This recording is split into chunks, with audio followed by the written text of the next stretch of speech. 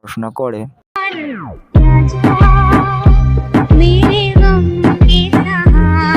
এই ভিডিওটা পুরোটাই কাল্পনিক, দয়া করে এই ভিডিওটা কেউ সিরিয়াস মাইন্ডে নেবেন না। আদি ফান, রয়্যাল আদি ফান।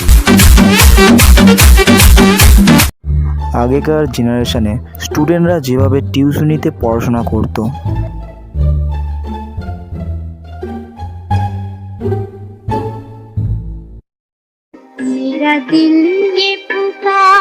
আর এখনকার জেনারেশনে স্টুডেন্টরা যেভাবে টিউশনিতে পড়াশোনা করে